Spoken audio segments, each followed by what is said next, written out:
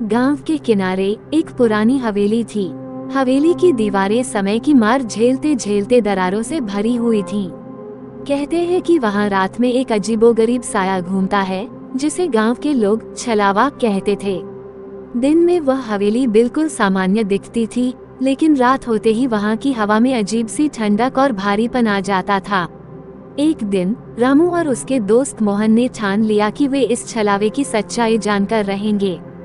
गांव के बुजुर्गों ने उन्हें चेताया, पर वे दोनों युवाओं की तरह उनकी बातों को मजाक समझते रहे। उस रात जब चांद बादलों के पीछे छिपा हुआ था, रामू और मोहन अपने हौसले को संभालते हुए हवेली में दाखिल हुए। अंदर की हवा भारी थी, जैसे कोई अदृश्य ताकत उन्हें अंदर जाने से रोकना चाह रही हो, लेकिन वे अपनी जिद पर अड़े रहे। वे दोनों हवेली के बड़े से हॉल में पहुंचे, जहां अंधेरे में एक हल्की सी लाल रोशनी दिख रही थी। वो रोशनी हवेली के सबसे पुराने हिस्से से आ रही थी। वे धीरे धीरे उस रोशनी की ओर बढ़े। जैसे ही उन्होंने दरवाजा खोला, एक ठंडी हवा का झोंका उनके चेहरे से टकराया और वह रोशनी बुझ गई। अचानक पीछे से किसी के पैरों की आहट सुनाई दी। वे दोनों चौंक गए और पीछे मुड़कर देखा तो वहां कोई नहीं था। मोहन ने डर के मारे रामू का हाथ पकड़ लिया। रामू ने उसे शांत किया, लेकिन वो खुद भी भीतर से कांप रहा था।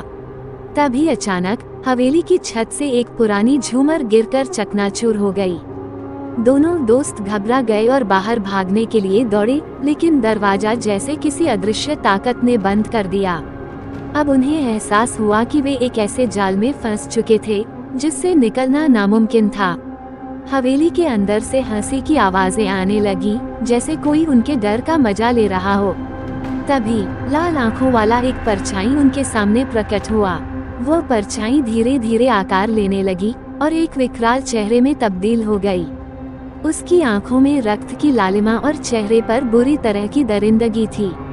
वह छलावा उनकी ओर बढ़ने लगा और दोनों दोस्त डर से कांपते हुए एक कोने में जा दुबके। रामू ने अपनी जेब से तुलसी की माला निकाली, जो उसकी दादी ने दी थी। जैसे ही उसने माला को छलावे की ओर फेंका, वह अचानक चीख मारते हुए गायब हो गया और हवेली में फिर से अंधेरा छा गया। अगली सुबह गांव वालों ने देखा कि रामू और मोहन हवेली के बाहर बेहोश पड़े थे। उन्हें होश में लाने के बाद उन्होंने अपनी आपबीती सुनाई। तब से किसी ने उस हवेली में रात को कदम रखने की हिम्मत नहीं की। रामू और मोहन ने भी हमेशा के लिए उस रात का छलावा अपने दिल और दिमाग में बसा लिया। वह रात उनके लिए कभी न भूलने वाली एक भयानक याद बन गई।